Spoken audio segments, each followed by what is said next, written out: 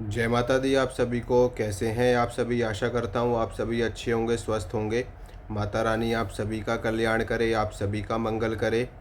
आज की इस वीडियो में मैं आपको ये बताऊंगा कि जब भी आप साधना करने के लिए बैठते हैं या मंत्र जाप करने के लिए बैठते हैं तो आपके मन में कामुक विचार क्यों आते हैं, या फिर आपने ऐसा देखा होगा कि साधना काल में, जैसे कि मान लो कि आप 11 दिन की साधना कर रहे हो या 21 दिन की साधना कर रहे हो, तो उस साधना काल में आपके मन में काम वासना जागृत हो जाती है, कामुक विचार आने शुरू हो जाते हैं। तो ऐसा आपके साथ में क्यों होता है? क्या इसके पीछे किसी शक्ति का हाथ होता है, या देवी देवताओं का हाथ होता है, या फिर कोई आपको नेगेटिविटी लग जाती है? ये पूरी डिटेल में जानकारी मैं आपको इस वीडियो में देने वाला हूँ, क्योंकि काफ़ी लोग ऐसा प्रश्न मुझसे बार बार करते हैं। तो इसीलिए मैंने सोचा कि इसके ऊपर मैं डिटेल में वीडियो बना करके इन्फॉर्मेशन दूँ। तो चलिए मैं आपको अब इस विषय पर जानकारी देता हूँ। सबसे पहले तो मैं आपको ये बताना चाहता हूँ कि देखिए, साधना जो होती है वो सामान्य पूजा पाठ से भिन्न होती है। सामान्य पूजा पाठ जैसे कि आप जोत बत्ती कर रहे हो, धूप बत्ती जला रहे हो, भगवान सूर्य को जल दे रहे हो, है ना, या फिर नॉर्मल अपने ईश्वर को, अपने इष्ट को आप भोग लगा रहे हो, या उनकी भक्ति कर रहे हो, उनके नाम का कीर्तन कर रहे हो। ठीक है, ये हो गया आपकी सामान्य पूजा पाठ, जिसे हम भक्ति मार्ग के अंतर्गत देखते हैं। लेकिन जो साधना होती है, साधना का मतलब होता है कि आप अपने आप को साध रहे हो, अपने इष्ट को साध रहे हो, यानी कि अपने इष्ट के स्वरूप को आप अपने अंदर जागृत कर रहे हो, जिसको हम योग की भाषा में कहते हैं कि आप समाधि की स्थिति प्राप्त करना चाहते हो और अपने इष्ट को साधना चाहते हो। जब साधना, साध्य और साधक ये तीनों एक हो जाते हैं तो वहीं पर सिद्धि प्रकट हो जाती है, वहीं पर शक्ति प्रकट हो जाती है। तो इसीलिए साधना करना इतना आसान भी नहीं होता जितना आजकल लोग समझने लगे हैं। साधना के समय में अपनी इंद्रियों के ऊपर वश में, अपनी इंद्रियों को वश में करके साधना करी जाती है, तभी उस साधक को सिद्धि प्राप्त होती है। और इसीलिए साधक के साथ में कुछ इस तरह की हरकतें होनी शुरू हो जाती हैं, जिनके बारे में मैं आपको इस वीडियो में बताने वाला हूं। और मैं आपको ये भी बताऊंगा कि कैसे आप इनसे बच सकते हैं साधना काल में। ठीक है, तो चलिए, जब आप साधना करते हैं, मान लो आप माँ दुर्गा के भक्त हैं, या माता काली के भक्त हैं, या फिर आप हनुमान जी के भक्त हैं, या शिव जी के भक्त हैं, किसी को भी आप मानते हैं, और आपके मन में एक विचार आया कि हमें साधना करनी है, हमें मंत्र जाप करना है, या हमको दुर्गा चालीसा सिद्ध करनी है, या हमको हनुमान चालीसा सिद्ध करनी है। चलो 11 दिन की हम साधना करते हैं, या फिर 21 दिन की हम साधना करते हैं। ठीक है, साधना से पहले आपके साथ में कोई ऐसी परेशानी नहीं थी कि आपके मन में गंदे विचार आ रहे हैं, कामुक विचार आ रहे हैं, वासना जागृत हो रही है। यहाँ तक कि कई साधकों के साथ में तो ऐसी स्थिति बन जाती है कि उनका स्वप्न दोष भी हो जाता है, उनका नाइट फॉल भी हो जाता है। तो जब मान लो आपके मन में विचार आ गया, अब साधना शुरू करनी है, और आपने साधना अपनी स्टार्ट कर दी। साधना स्टार्ट करने के बाद में कि शुरुआत में 2-4 दिन तो सब कुछ ठीक रहा, लेकिन चौथे 5वें दिन से या 7वें 8वें दिन से आपको ऐसा महसूस होगा कि जैसे आप मान लो साधना करके आप विश्राम कर रहे हो, या फिर आप नींद में हो, आप सो रहे हो, तो आपको ऐसा महसूस होगा कि जैसे कोई स्त्री आई, कोई शक्ति आई और आपके साथ में गलत कार्य हो गया। या फिर आप मंत्र जाप कर रहे हो, मंत्र जाप करते करते आपने अपने ईष्ट के चरणों में ध्यान लगा रखा है, लेकिन अचानक से ही आपका ध्यान नेगेटिव चीज़ों की तरफ चला गया, या आपको अलग अलग गलत गलत चीज़ें दिखाई देनी शुरू हो गई, गलत गलत दृश्य दिखाई देने शुरू हो गए। तो ये जो चीज़ें होती हैं, ये ऐसा इसलिए आपके साथ में होता है क्योंकि देखिए क्या होता है कि जो ईश्वर का, भगवान का, या परमात्मा का, या देवी देवताओं का जो स्तर होता है ना, वो हमसे बहुत ज़्यादा अधिक होता है। या फिर हम ये कह सकते हैं कि एक तरफ एक दीपक है और एक तरफ पूरा सूर्य है ना। तो सूर्य और दीपक में जितना फ़र्क होता है, इतना ही फ़र्क मनुष्य में और देवताओं में होता है। इसीलिए इतना भी आसान नहीं होता है सिद्धि प्राप्त कर पाना। तो जब आप साधना करना शुरू करते हो तो एक स्तर बाय स्तर आप अपने इष्ट तक पहुंचने का प्रयास करते हो। मान लो आपने मंत्र जाप शुरू किया, तो शुरुआत में आपने 1000 मंत्र किए, 10,000 मंत्र किए या 1.25 लाख मंत्र किए, तो क्या होता है कि देवी देवताओं का या जो देव योनि की शक्तियाँ होती हैं, उनका पूरा एक मंडल होता है अपना। ठीक है, जैसे सूर्य मंडल होता है, चंद्र मंडल होता है, ठीक है, नाग मंडल होता है। श्री यंत्र में भी आपने देखा होगा कि अष्टदल मंडल होता है, जो कि अष्ट नाग का मंडल कहलाता है। तो देवी देवताओं का भी अपना एक मंडल होता है। मान लो आपको प्रधानमंत्री से मिलना है या आपको देश के राजा से मिलना है, तो आप सीधा उनसे मिल सकते हो? नहीं मिल सकते। इसी तरीके से देवी देवताओं के जो मंडल होते हैं, उन मंडल की अनेकों शक्तियाँ होती हैं, जो हर एक स्तर पर, यानी कि हर एक गेट पर पहरेदार की तरह खड़े होते हैं। ठीक है, और इनकी शुरुआत होती है भूत प्रेतों से। सबसे पहला पहरेदार ही आपको मिलेगा भूत प्रेत, यानी कि नेगेटिविटी, जिनको हम कहते हैं कि नेगेटिविटी लग गई। अब आप ये सोचो कि मान लो किसी व्यक्ति के घर में किसी के दादा गुजर जाते हैं, किसी के पिता गुजर जाते हैं या किसी की माता गुजर जाती है।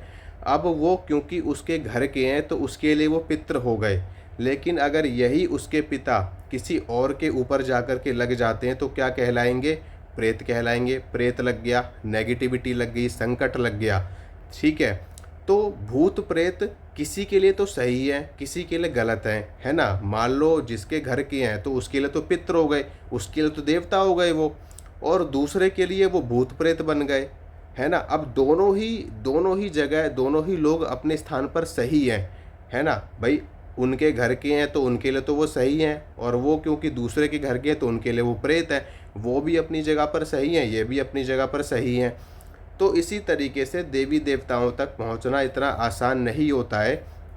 उनके मंडल की जो शक्तियाँ होती हैं, भूत प्रेत, जिंद, मसान, पिशाचनी, डाकिनी, शाकिनी, योगिनी, यक्षिणी, ये सारी अलग अलग स्तर की शक्तियाँ होती हैं। जब साधक इनकी साधना करना शुरू करता है तो सबसे पहले जो निम्न स्तर की शक्ति होती है, जिसे हम कहते हैं भूत योनि, प्रेत योनि, पिशाच योनि, मसान योनि, जिंद योनि, ठीक है। और इसके आगे आपकी योनि आती है डाकिनी की, शाकिनी की, योगिनी की, राकिनी की, काकिनी की, लाकिनी की। ये सारी शक्तियाँ होती हैं। तो इन सभी शक्तियों से होकर के एक साधक को गुजरना पड़ता है अपने इष्ट तक पहुँचने के लिए।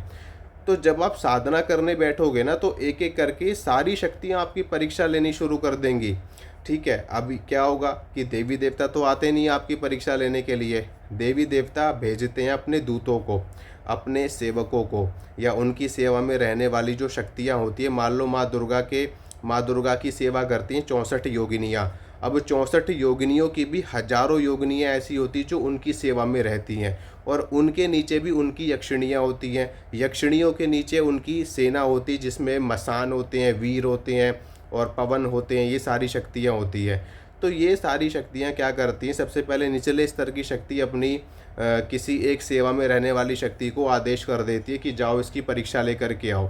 तो जब वो शक्तियाँ आपके पास में आती हैं तो वो आपकी परीक्षा लेती हैं, आपके ब्रह्मचर्य की परीक्षा लेती हैं, आपके अंदर लोभ लालच उत्पन्न करती हैं, आपके अंदर वासना उत्पन्न करती हैं। और एक चीज़ मैं आपको और बता दूँ, इस साधना के खेल में जो व्यक्ति जिस चीज़ में कमज़ोर होता है ना, उसी नस को पकड़ा जाता है आपकी। ये बहुत गहरी बात मैं आपको बता रहा हूँ। जो व्यक्ति जिस क्षेत्र में कमज़ोर होगा, यानी कि मान लो कोई लालची व्यक्ति है, वो बहुत जल्दी बहक जाता है। उसको आप 500 का नोट दिखाओ और आप जो बोलोगे वो करने को तैयार हो जाएगा। ठीक है, तो यानी कि वो एक लालची व्यक्ति है। तो लालची व्यक्ति को लालच दिया जाएगा। ठीक है, और जो कामी व्यक्ति है, काम वासना में ज़्यादा लिप्त रहने वाला है, कामुक व्यक्ति है, उसको काम वासना का लालच दिया जाएगा। जो शक्ति का लालची है ना। रावण के अंदर बहुत घमंड था ना शक्तिशाली होने का।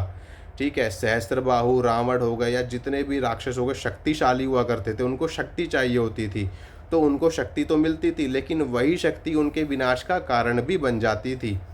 तो जिसके अंदर जिस चीज़ का लोभ होता है, उसी चीज़ से वो ठगे जाते हैं। कहते हैं ना कि इंसान की जो कमज़ोरी होती है, वो उसी कमज़ोरी में फंस करके वो लोग मर जाते हैं।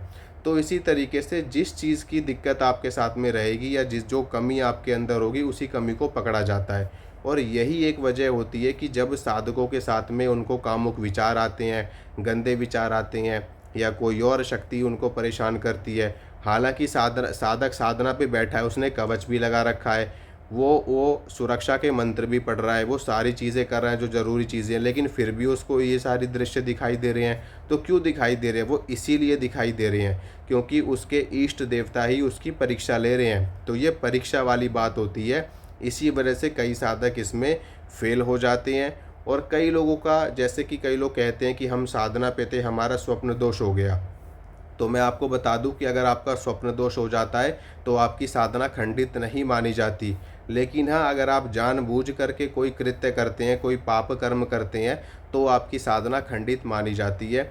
इसीलिए साधना काल में ब्रह्मचर्य का पालन करना होता है, ज़मीन पर सोना होता है और सात्विक भोजन ग्रहण करना होता है। जब आप सात्विक भोजन ग्रहण करेंगे तो आपके मन में कामुक विचार नहीं आएंगे, और जो निकृष्ट शक्तियाँ हैं, तामसी शक्तियाँ हैं, वो भी आपके मन को किसी भी तरीके से किसी भी लालच में नहीं डाल पाएंगी।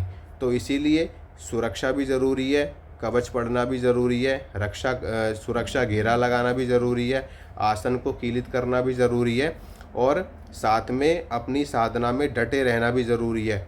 एक चीज़ मैं आपको बता दूं, साधना में सिद्धि उसी साधक को मिलती है जिसका मनोबल मजबूत होता है, जिसका आत्मबल मजबूत होता है। ठीक है, तो सबसे बड़ा अस्त्र एक साधक का उसका मनोबल होता है। अगर आपका मनोबल टूट गया ना, तो आप साधना में कभी भी सिद्धि प्राप्त नहीं कर सकते। मैं गारंटी के साथ इस बात को कह रहा हूँ। चाहे आपके पास में कितनी भी सुविधा हो, कितने ही बड़े बड़े सिद्ध मंत्र आपके पास में क्यों ना हो, लेकिन अगर आप मन से हार गए ना, तो लिख के दे रहा हूँ, आप साधना में कभी सिद्धि प्राप्त नहीं कर पाएंगे।